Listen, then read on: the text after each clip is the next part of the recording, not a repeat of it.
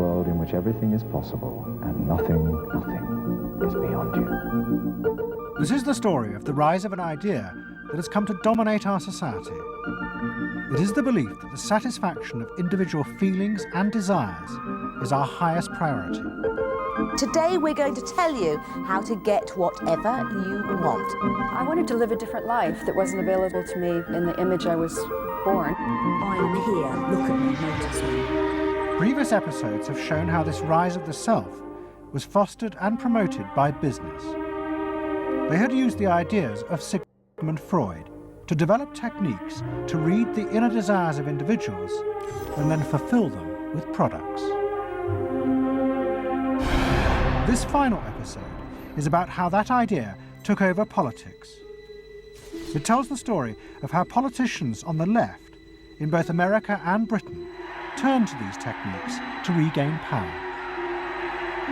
They believed that they were creating a new and better form of democracy, one that truly responded to the inner feelings of individuals.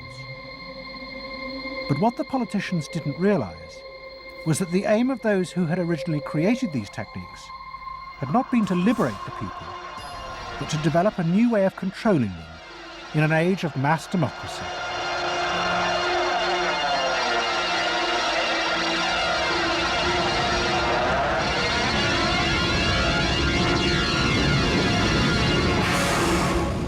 The roots of the story lie way back in the America of the 1920s with one man. He was called Edward Bernays, the nephew of Sigmund Freud. Bernays had been one of the inventors of the profession of public relations, and he was fascinated by his uncle's theory that human behavior was driven by unconscious sexual and aggressive drives.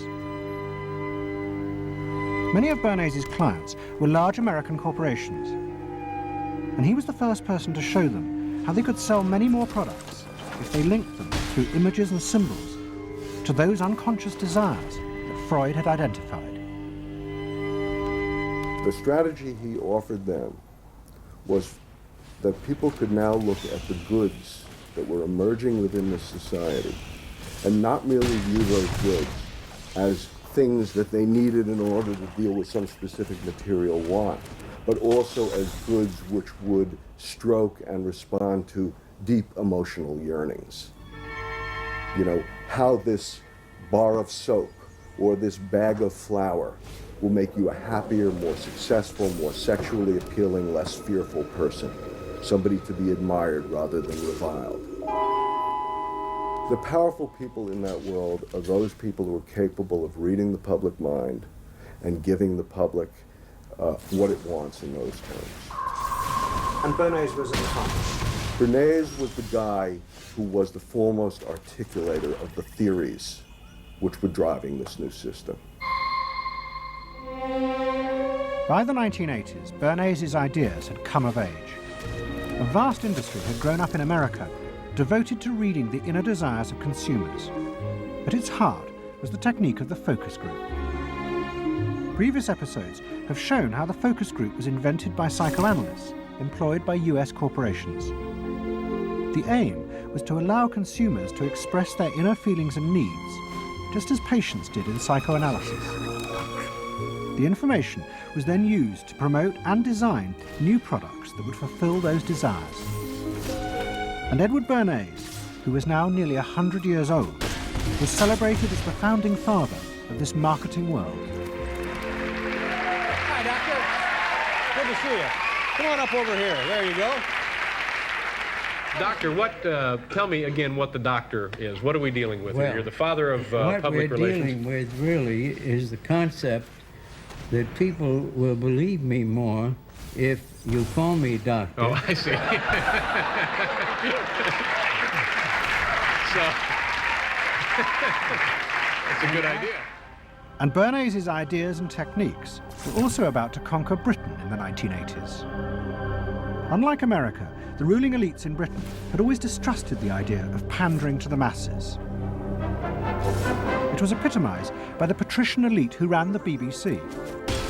Even as late as the 60s, popular programmes were referred to as ground bait. Their real job was to lure the viewers into watching the more serious programmes the elite knew was good for them.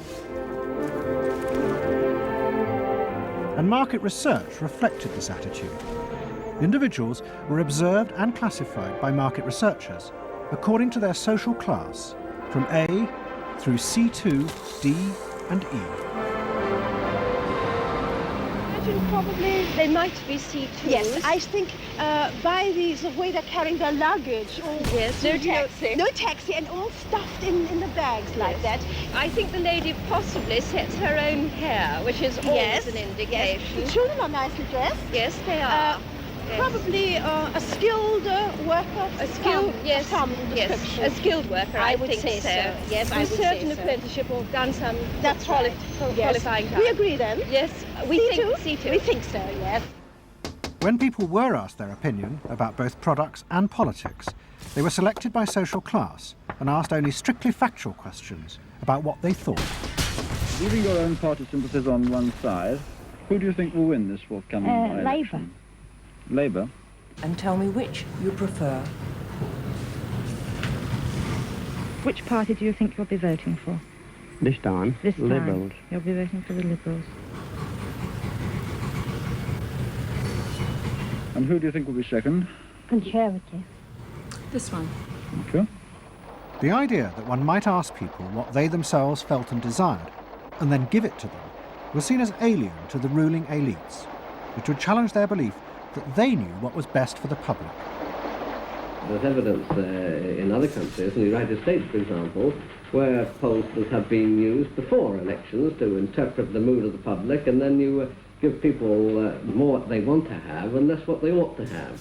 But again, this could be alleged to be more democratic, I don't know. It's very dangerous ground, I think, though, when polls are used in that way. But then, in the economic crisis of the mid-70s, British industry was forced to begin to pay attention to the inner feelings of consumers.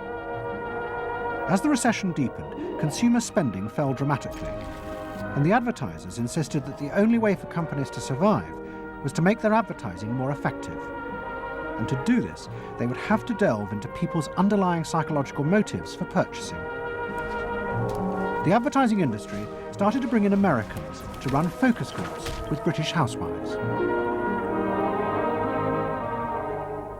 Everyone is a unique person, and even though you're a group of 10 today, we don't want a group opinion. And we want to know your ideas and your thoughts, no matter how crazy it might be. Please let your imagination run wild, because that's how very crazy things like instant coffee got born. Now, can we get somebody, this lady, to be a kitchen sink? And kitchen sink, how do you feel with these things that are being used to clean you up? Well, I've got to feel clean. I've got to be kept clean. So I feel that. I should hate it if I was all greasy, so I've got to be easy to clean. Okay, now the housewife, this lady, what would you use to clean your kitchen sink? A scouring powder. Of course, a cloth to apply the things on, and plenty of water. Now, how do you feel as you're doing this chore? Feel satisfied? Well satisfied when I have done it, yes. I'm doing my duty. I feel it's a job well done. The consumers were encouraged to play at these products, from household cleaners to car seat belts. The aim was not to talk rationally, but to act out and reveal their inner emotional relationship to products. Which firmly and unmistakably underlines. And then a politician emerged who also believed that people should be allowed to express themselves. Instead of being controlled by the state, the individual should become the central focus of society. Some socialists seem to believe that people should be numbers in a state computer. We believe they should be individuals. We're all unequal. No one, thank heavens, is quite like anyone else, however much the socialists may pretend otherwise. And we believe that everyone has the right to be unequal. But to us, every human being is equally important. A man's right to work as he will, to spend what he earns, to own property, to have the state as servant and not as master, they are the essence of a free economy. And on that freedom, all our other freedoms depend. Mrs. Thatcher's vision was of a society in which the wants and desires of millions of individuals would be satisfied through the free market. This, she believed, would be the engine to regenerate Britain. And with her ascent to power, the advertising and marketing industries flourished. Their task was to find out what the British people really wanted and then sell it to them. In this new climate, the focus group flourished. And those who ran them borrowed from the techniques of psychotherapy to delve ever deeper into people's feelings about products. We're trying to understand how people feel about brands, how they relate to brands. That is to say, what the brand's personality is as far as consumers are concerned. And there are a number of techniques which are very, very helpful for getting to that understanding. The consumer is given crayons to doodle, to express their feelings, to go inside their own head, pull out their feelings and somehow get them onto paper. And these are ordinary drinkers expressing their feelings about drinking Guinness. Here you see a rich, very female aspect of Guinness. So if you were describing a woman who somehow to you had that character, what sort of person is it? Paula Yates, who used to lay in bed, surrounded with magazines and chocolates like a 50s starlet. Out of this research, the marketeers began to detect a new individualism. In particular, among those who had voted Conservative for the first time in 1979. They no longer wanted to be seen as part of social classes, but to express themselves. And crucial to this were the products they chose to buy. We identified that there was this trend towards what might be called individualism, where people wanted to still be part of a crowd, but to express themselves as individuals within it, to have their own personalities, to be, I suppose, their own men. I didn't want to be the same as everybody else. I wanted it to be a little bit different, a little bit individual. It's quite individual upstairs. It's not remarkable, but I think it's quite individual. It is expensive. It's Italian. It's Italian, it's expensive, and it's good quality. A little bit different. Yeah, we want to set our own standards, so nobody else has got what we've got. We just didn't want it be the same as everybody else. We just want to be different. Business responded eagerly to this new individualism, but it soon became one of the main forces driving the growing consumer boom in Britain. Using the data from the focus groups, manufacturers created new ranges of products that allowed people to express their individuality. Business also recategorized people. They were no longer divided by social class, but by their inner psychological needs. If the primary need is security and belonging, we call the groups mainstreamers. If it's status and the esteem of others, then it's aspirers. If it's control, it's succeeders. And if it's self-esteem, it's reformers. And this new marketing culture began to take over the institutions previously dominated by a patrician elite, in particular the world of journalism. The assault was led by the profession of public relations. In the past, PR had been seen as seedy and corrupt, but now it became a glamorous business, promoting products and celebrities. And one of the rising stars was another member of the Freud family, Matthew Freud, the son of the Liberal MP Clement. What Freud and other PRs realised was that they could use their celebrities as levers to infiltrate advertising into the editorial content of newspapers. The newspapers were offered exclusive interviews with celebrities, but only if they also agreed to mention products made by Freud's corporate clients, in terms dictated by the company.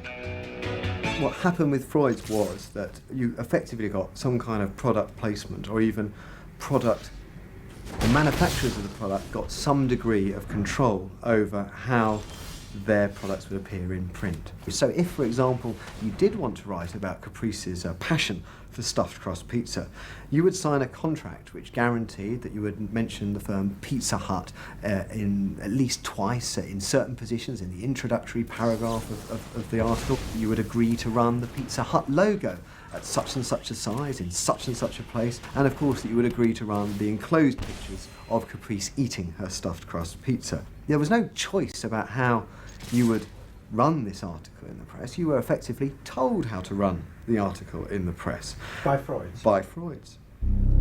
It's a rise of the corporate culture and the rise of business. To traditional journalists, this infiltration of advertising into the editorial pages was a corruption of their profession. But to Mrs. Thatcher's allies, like Rupert Murdoch, who owned The Sun and The Times, it was part of a democratic revolution against an arrogant elite who had too long ignored the feelings of the masses. They hate to see someone communicating with the masses. They feel that newspapers, the written word, is not for the masses. That should be left to television, or perhaps to nobody. I'm very proud of The Sun. And The Sun was not represented tonight in your film. You just took page 3, which everyone seems so fascinated with. About page 1, page 2, every other page of the paper. It was a typical piece of slanting and elitism by the BBC, who, after all, in order to get viewers for this program, put on a very sexy episode of Star Trek, which I was watching out in the room there. Oh, I don't think they put it on to get us viewers. I think we just are lucky to follow They try them. to carry viewers into these show programs. You I know said how it's done. By the late 80s, Mrs. Thatcher and her allies in advertising and the media had brought the desires of the individual to the centre of society. As last week's episode showed, it was the same transformation that President Reagan had brought about in America. Both politicians had encouraged business to take over from government the role of fulfilling the needs of the people. In the process, consumers were encouraged to see the satisfaction of their desires as the overriding priority. To Thatcher and Reagan, this was a new and better form of democracy. But to their opponents in the parties of the left, they had summoned up the most selfish and greedy aspect of human nature. Ronald Reagan and Margaret Thatcher both embraced an economic philosophy that says the unit of judgment was not only the individual, but it was the individual's personal satisfaction, the individual's own unique happiness and well-being. It was, in a sense, the triumph of regarding individuals as purely emotional beings who have needs and wants and desires that need to be satisfied and can be satisfied unconsciously. It goes way back to the early part of the 20th century, to Freud, to notions of the unconscious, the assumptions that we are, in terms of our rational minds, we're little corks bobbing around on this great sea of hopes and fears and desires of which we are only dimly aware. And that the role of a marketer, the role of somebody selling something, including a politician, is to appeal to this great swamp of desire, of unconscious desire. The left believed the opposite, that the way to create a better society was not to treat people as emotional, isolated individuals, but to persuade them to realize that they had common interests with others, to help them rise above their individual feelings and fears. Let me assert my firm belief that the only thing we have to fear is fear itself. Nameless, unreasoning, unjustified terror, which paralyzes needed efforts to convert retreat into advance.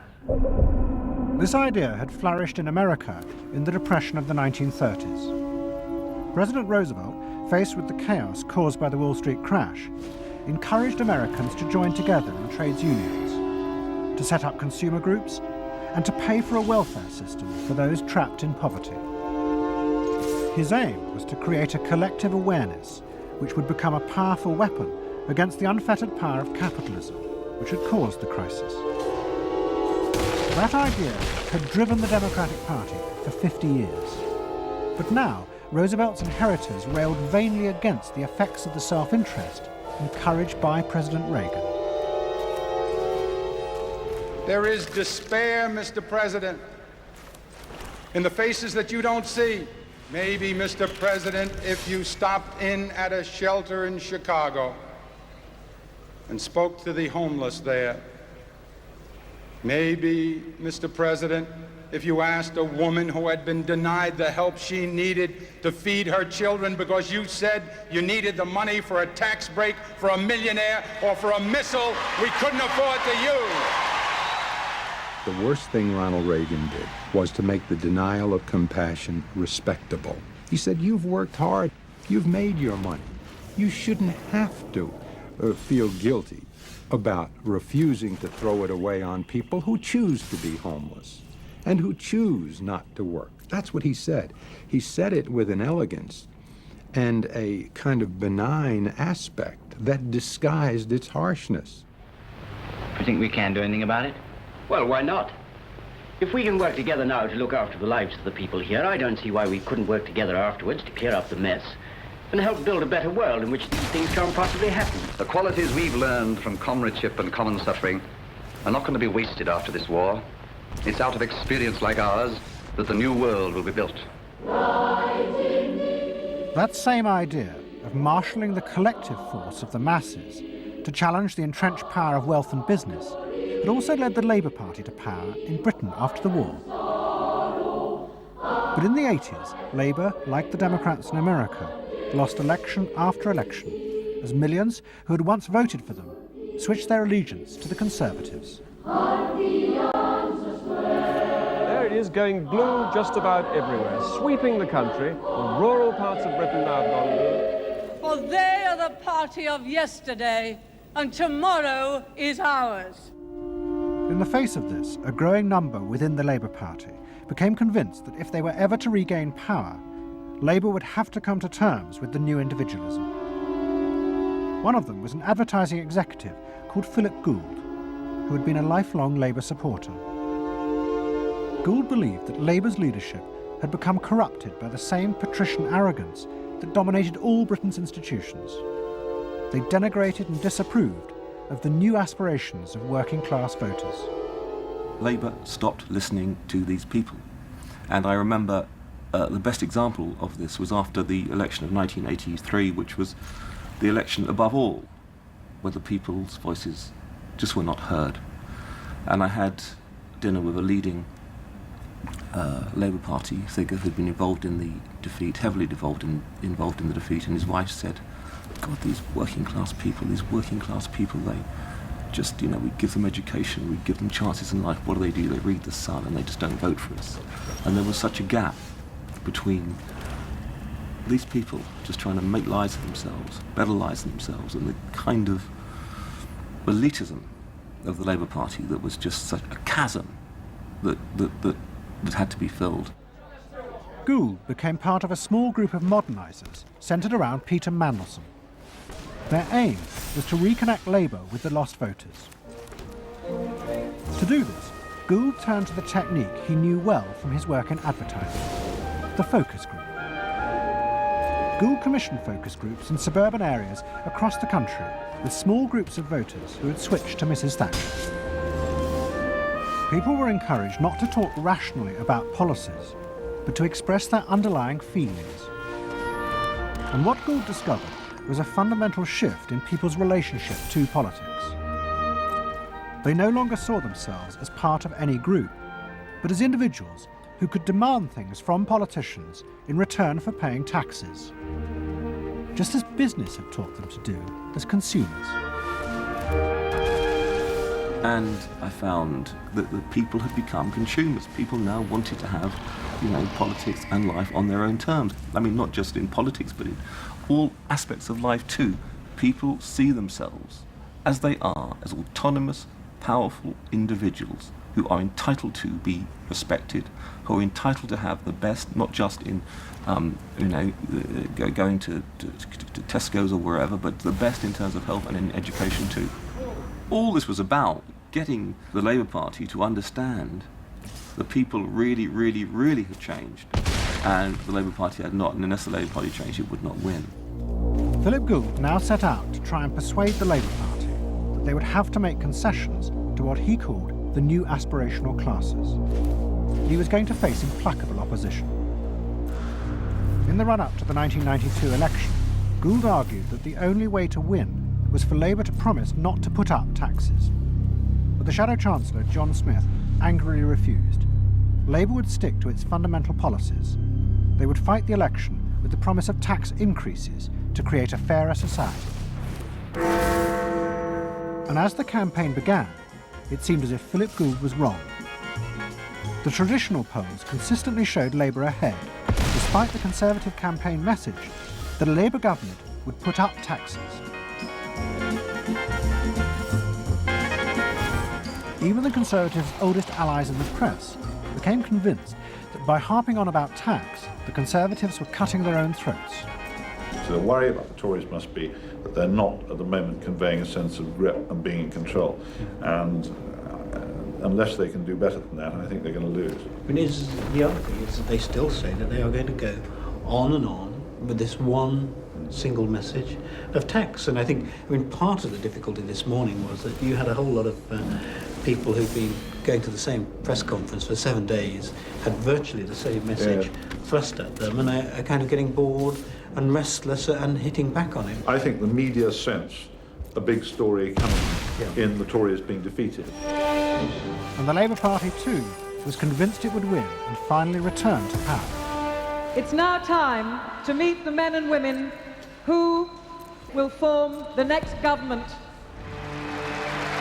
Labour Chancellor of the Exchequer, John Smith. And now, it is time for the next Prime Minister, Neil Kinnock. Those running Labour's campaign believed that by modern presentation, they would attract back the voters, yet keep the old policies. But Philip Gould was convinced that Labour were going to lose. Through his focus groups, he knew that the very people who were telling the traditional pollsters they would vote Labour were in reality preparing to vote Conservative out of self-interest. But they were too embarrassed to admit it. And John Major also knew this, because his focus groups were telling him the same thing. What do you make of the poll, which puts Labour 5 points ahead? Sir, just one to the Daily Mail, sir. Feel out in the streets that matters. It's feeling good on the streets, is it? It is feeling good on the streets, yes. It has been feeling surprisingly good on the streets for some time. Quite surprisingly, quite out of line with opinion polls. Don't ask me to explain it, but it feels all right. Sir? Anyway, come on. No, lads, you must sit down. We're waiting to go. John Major's victory in 1992 was a disaster for the Labour Party. The small group of reformers centred around Peter Mandelson and Philip Gould were convinced that the only way for the party to survive was to change its basic policies. But their ideas were rejected by John Smith, who had now become leader. Philip Gould left Britain to go to work for the campaign to elect Bill Clinton president in America. The 1992 election, during it and afterwards, people felt under great strain and really did feel demoralised and dejected. And then to go from this to the Clinton campaign, it was an extraordinary experience, because here suddenly I found articulated many of the ideas that I'd had but not fully myself been able to encapsulate or to articulate. If you want a president who will restore the middle class, reclaim the future for the middle class, and restore the American dream, vote for Bill Clinton in New Hampshire and send a signal to the country that we are coming together. What Gould discovered was that, like the Labour Party, the Democrats had also been doing focus groups with swing voters. The difference was that Bill Clinton had decided to tailor his policies to fit with these voters' desires.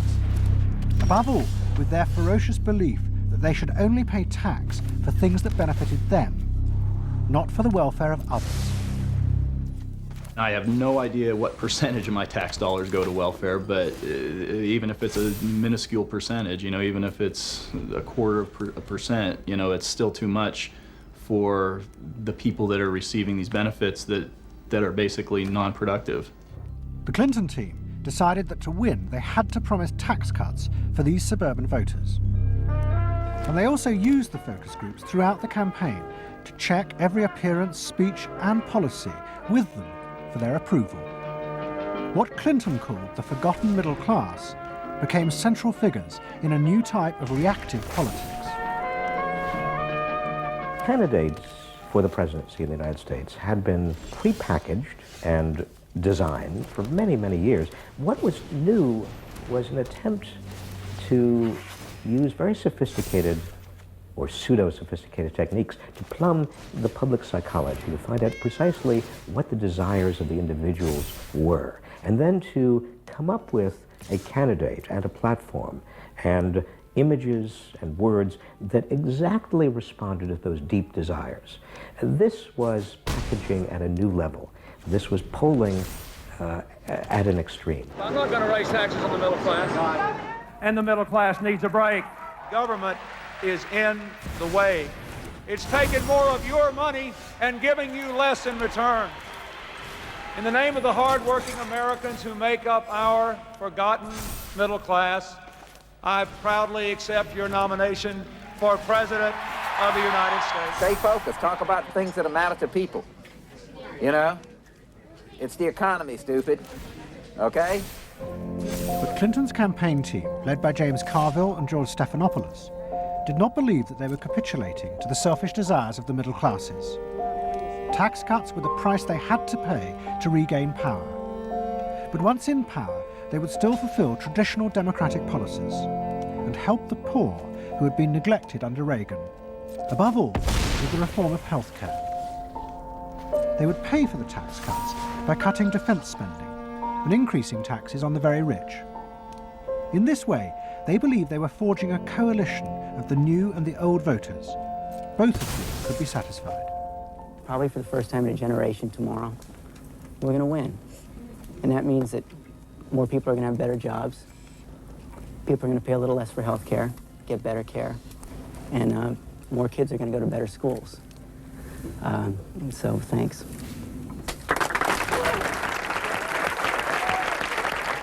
But the Democrats' optimism was to be short-lived. In November 1992, Clinton was triumphantly elected president. But within weeks, his administration discovered that the budget deficit was far greater than they had anticipated. At a meeting in the White House in January 1993, the head of the Federal Reserve told them that the deficit was nearly $300 billion. There was no way they could borrow any more without panicking the markets and causing a crisis. The only way to pay for the proposed tax cuts would be to cut government spending, not just on defense, but on welfare. Clinton was faced with a choice between the old politics and the new, and he chose the old. The tax cuts were dropped, and he tried to inspire the country with the old democratic ideal of government spending to help the poor and disadvantaged.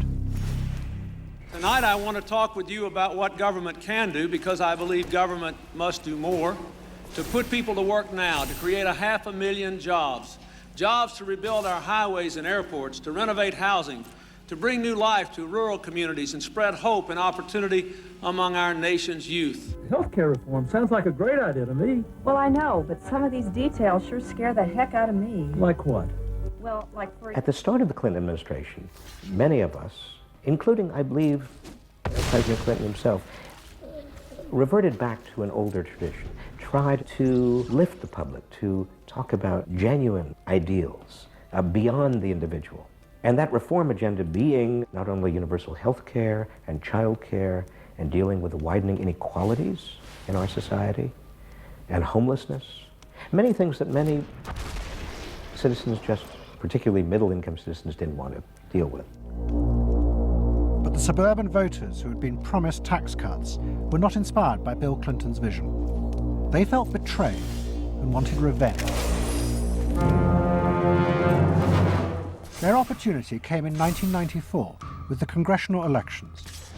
The Republicans, led by Newt Gingrich, promised huge tax cuts and to dismantle the welfare system. The voters who had defected to Clinton switched sides yet again, and the Republicans won both houses of Congress in a landslide. Well, I think it's a tremendous vote in favor of smaller government, lower taxes, and in a sense, a renewal of the Thatcher-Reagan tradition. And I think in that sense, it's pretty decisive. It means that the welfare state is going to be less hospitable for people who are not willing to take responsibility for their own situation. No question about it. I think today is the beginning of the end of the welfare state. For Clinton, it was a disaster. Faced with a hostile Congress, there was no way for him to get his reforms through. His personal popularity plummeted, and it seemed certain he would not be re-elected in 2 years' time.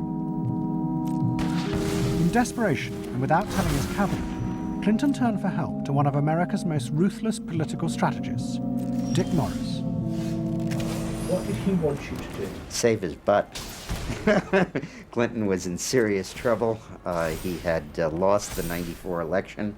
He had lost control of Congress, and he hired me to come back and help save him.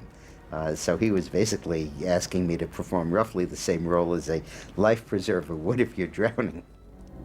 What Morris told Clinton was that to win re-election, he would have to transform the very nature of politics. The crucial swing voters in the suburbs now thought and behaved like consumers. The only way to win them back was to forget all ideology and instead turn politics into a form of consumer business. Clinton must try to identify their personal desires and whims and then promise to fulfill them. If he followed those consumer rules, they would follow him. I said that I felt the most important thing for him to do was to bring to the political system the same consumer rules philosophy that the business community has. Because I think politics needs to be as responsive to the whims and the desires of the marketplace as business is. And it needs to be as sensitive to the bottom line, profits or votes, as a business is. I think that all of this involves really a changed view of the voters, so that instead of treating them as targets, you treat them as owners. Instead of treating them as something that you can manipulate, you treat them as something you need to learn from. And instead of feeling that you can stay in one place and you can manipulate the voters, you need to learn what they want and move yourself to accommodate it. To get inside the minds of the swing voters, Morris brought lifestyle marketing into politics for the first time. He went to one of America's most prominent market research firms called Penn & Schern and commissioned what they called a neuropersonality poll. It was a massive survey of hundreds of thousands of voters, but the only political questions it asked were to find out whether someone was a swing voter or not. All the other questions were intimate psychological ones, designed to see whether swing voters fell into identifiable psychological types. Well, we were asking people like, do you think you're the life of the party?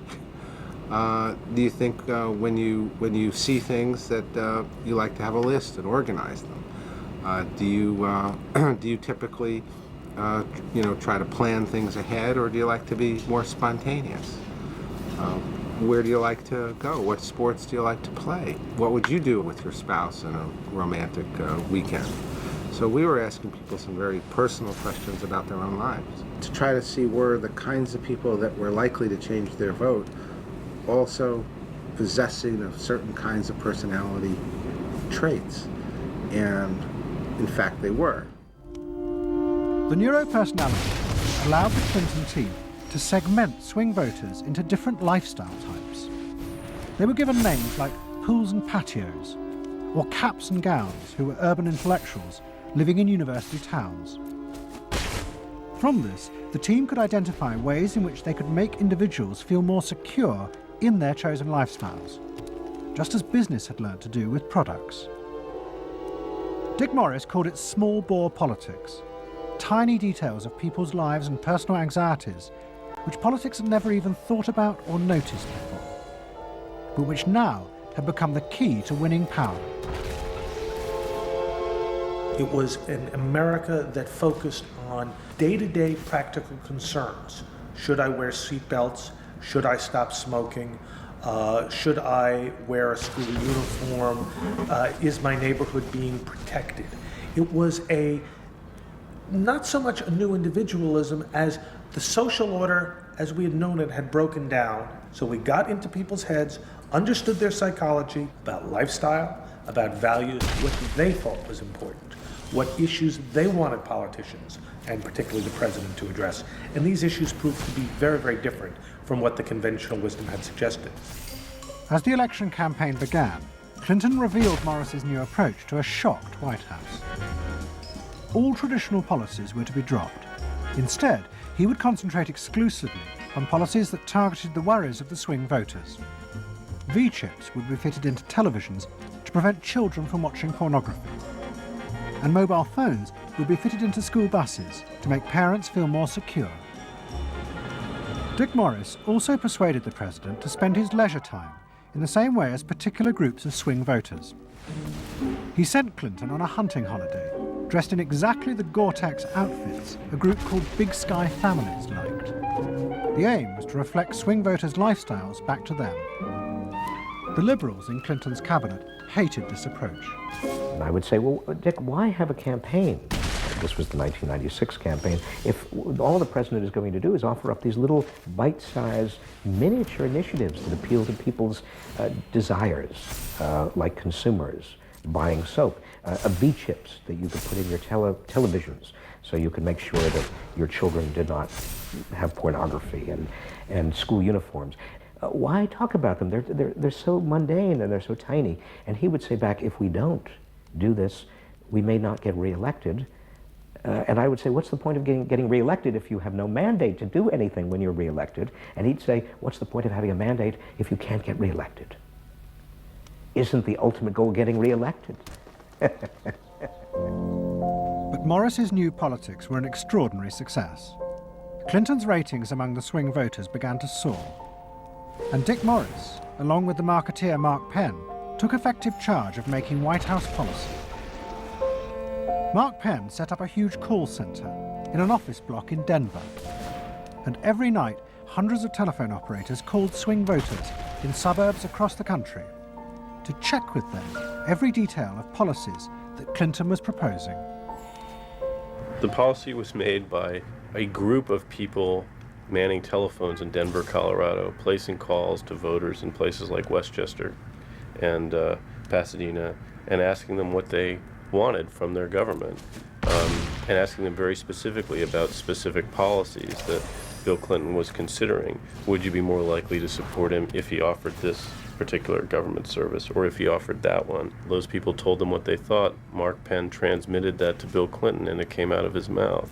So essentially it was suburbanite voters. Suburban voters in the 90s were creating American domestic policy, and some of its foreign policy as well.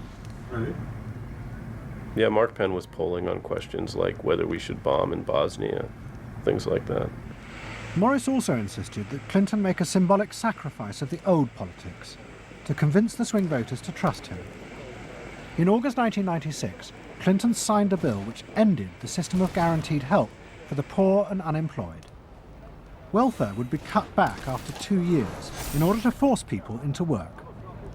The new system was called Welfare to Work, and would, he said, be a hand up, not a handout.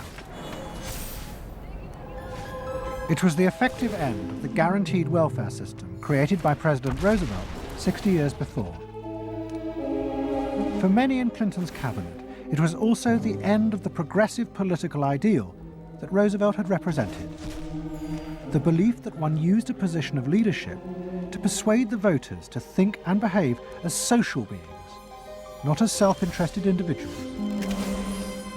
Dick Morris and the pollsters had won.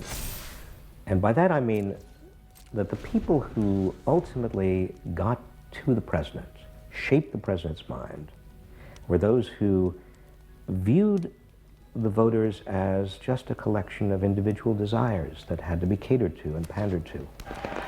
It suggests that democracy is nothing more, and should be nothing more, than pandering to these unthought about, very primitive desires. Primitive in the sense that they are not even necessarily conscious, just what people want in terms of satisfying themselves. And the same triumph of the politics of the self was about to happen in Britain too. In 1994, Tony Blair had become the leader of the Labour Party, and the reforming group centred around Peter Mandelson became all-powerful. Almost every night, Philip Gould ran focus groups with swing voters in the suburbs. But this time, he was listened to, and the desires and the fears of the new aspirational classes became the central force shaping Labour Party policies. In that period, I was talking to people who used to vote Conservative and were considering voting Labour, and they wanted understood that they are financially pressed and that there are limits to the extent to which taxation can be improved. They think that crime is an issue that matters to them and should be respected. They You know, they want welfare to go to people who deserve welfare, not to people who do not. This was seen of by many in the Labour Party as selfish. I never saw that it was selfish. I believe that, you know, a dad or a mum doing their best for their family isn't selfish. They're just doing their best for their family, and that's what people do. A crackdown on those who make life hell in their local neighbourhoods through noise or disturbance. Law and order is a Labour issue today. Philosophy of campaigning is, let's concentrate on swing voters, let's focus group them to find out what they want and what will appeal to them, and let's just relentlessly push those themes in the election. Something is happening to you. After promising to put money in your pocket, the Conservatives are quietly taking it away. Philip Gould was crucial because he gave the raw material, if you like, for these politicians to do this kind of politics. In that when he came up with stuff, they'd follow it, you know, pretty much without exception. Blair himself would pore over these sort of 12-page memos and say, well, this is what we must do. We want people to earn more, to consume the good things of life. We want people to pay lower taxes. Gordon Brown says a Labour government would hold the main tax rates unchanged. The Labour government will not increase the basic rate of tax. I want to make it clear that I will not increase tax. In fact, the Labour Party does stand for Middle England. Those that aspire to do better, to get on in life, and be ambitious for themselves and their families will do better with Labour. Groups of 8 people drinking wine and nibbling, you know, Cheerios, what they thought determined effectively everything that the Labour Party did.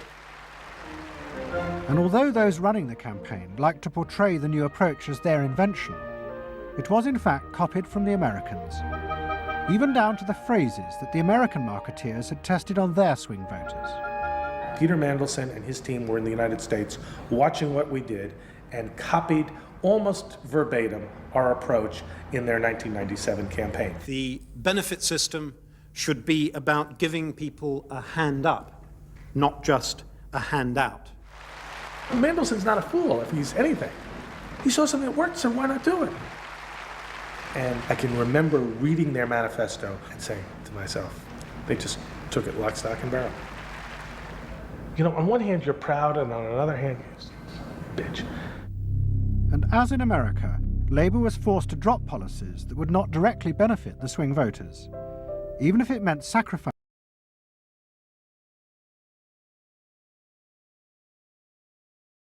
its fundamental principles. The commitment to public control of industry, which was enshrined as Clause 4 of the party constitution, was dropped.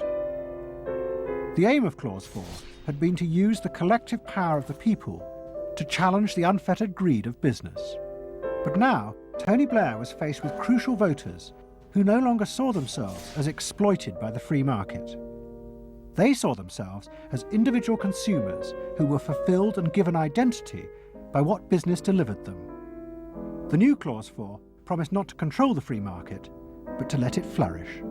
Business is more powerful than government. It is quicker, it is more creative. Business is the lifeblood of the country. From this come all the benefits that society needs: employment, investment. I think, frankly, there is only one party getting business right, and that's New Labour. What New Labour did suits people who exert power in society not through the political system or not through the democratic political system. So it suits big business, and it suits entrenched interest, and it suits the status quo. You know, those 3 things, of course, just off the top of my head, being the things that the Labour Party is supposed to be, you know, a counterforce to. What that means is big business get to carry on exerting their power behind the scenes, getting their way, because there's no countervailing pressure. Countervailing pressure isn't going to come from, you know, 8 people sipping wine in Kettering. Here he goes, turning an awful lot of other blue seats red as well.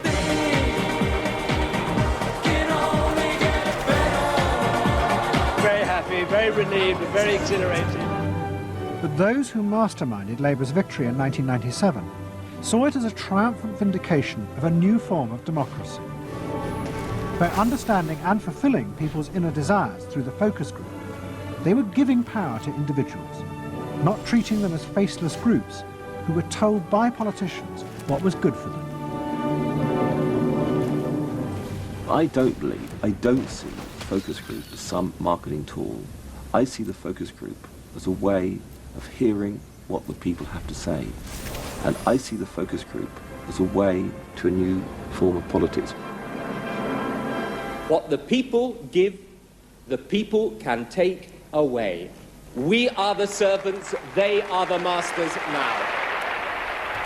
1997 was, I think, fundamentally important in that, because I think it is the end of the elitist politics that's dominated Britain for so much of the last 100 years.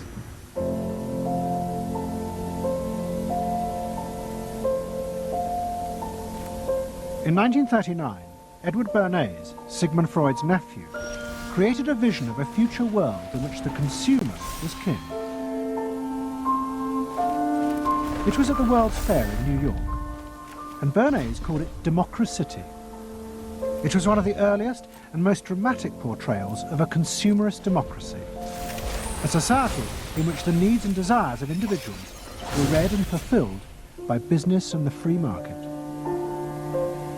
The World's Fair created a spectacle in which all of these concerns were met, and they were met by Westinghouse and General Motors and the American Cash Register Company, and company after company presented itself as this sort of centerpiece of a society in which human desire and human want and human anxiety would all be responded to and would all be met purely through the free enterprise system. There was this sort of notion that the free market was something that was not guided by ideologies or by political power. It was something that simply was guided by the people's will. This was the model of democracy that both New Labour and the American Democrats had bought into in order to regain power. They had used techniques developed by business to read the desires of consumers, and they had accepted Bernays' claim that this was a better form of democracy. But in reality, the World's Fair had been an elaborate piece of propaganda designed by Bernays for his clients, the giant American corporations. Privately, Bernays did not believe that true democracy could ever work. He had been profoundly influenced in this by his uncle's theories of human nature. Freud believed that individuals were not driven by rational thought, but by primitive, unconscious desires and feelings. And Bernays believed that this meant it was too dangerous to let the masses ever have control over their own lives. And consumerism was a way of giving people the illusion of control, while allowing a responsible elite to continue managing society.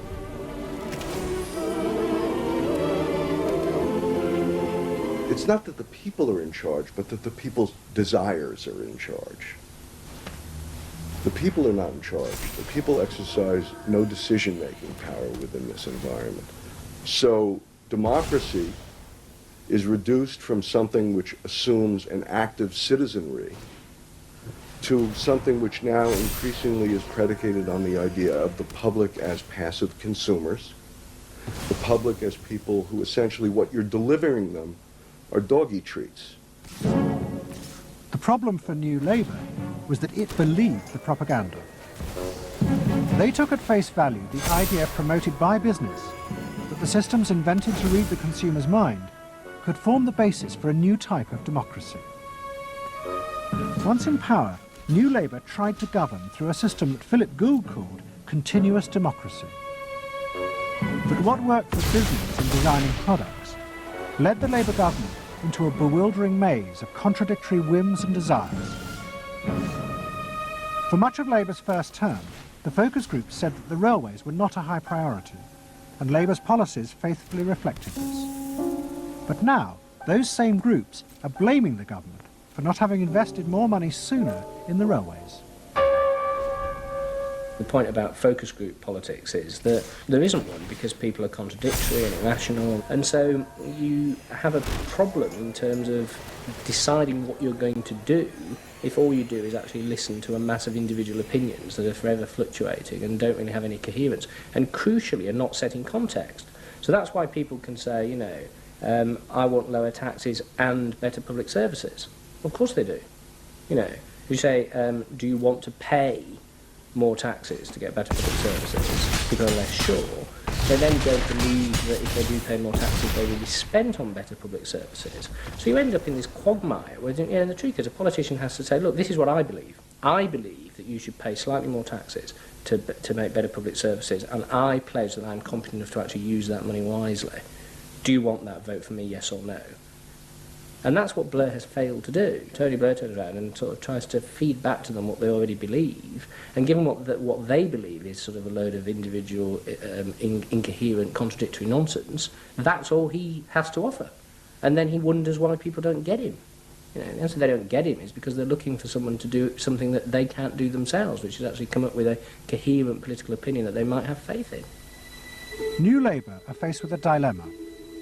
The system of consumer democracy that they have embraced has trapped them into a series of short-term and often contradictory policies.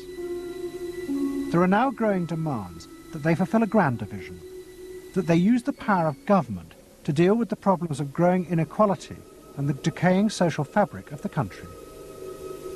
But to do this, they will have to appeal to the electorate to think outside their own self-interest. And this would mean challenging the now dominant Freudian view of human beings as selfish, instinct-driven individuals, which is a concept of human beings that has been fostered and encouraged by business because it produces ideal consumers. Although we feel we are free, in reality, we, like the politicians, have become the slaves of our own desires. We have forgotten that we can be more than that there are other sides to human nature. Fundamentally, here we have two different views of human nature and of democracy. You have the view that people are irrational, that they are bundles of unconscious emotion. That comes directly out of Freud. And businesses are very able to respond to that. That's what they have honed their skills doing. That's what marketing is really all about. What are the symbols, the music, the images, the words that will appeal to these unconscious feelings? Politics must be more than that. Politics and leadership are about engaging the public in a rational discussion and deliberation about what is best, and treating people with respect in terms of their rational abilities to debate what is best. If it's not that, if it is Freudian, if it is basically a matter of appealing to the same basic unconscious feelings that business appeals to, then why not let business do it? Business can do it better. Business knows how to do it. Business, after all, is in the business of responding to those feelings.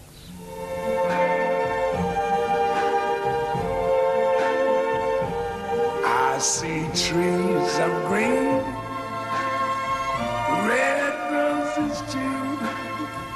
I see them bloom for me and you.